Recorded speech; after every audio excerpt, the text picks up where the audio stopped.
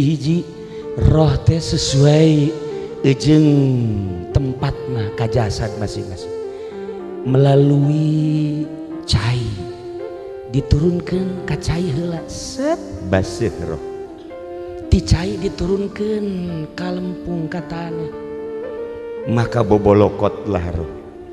Setelah diturunkan ka tanah diturunkanlah ka angin membekulah roh.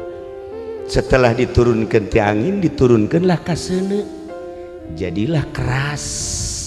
Ialah doa aya di awak urang aya jasad terbuat tina anasirul arba'ah cai tanah angin jeung seuneu.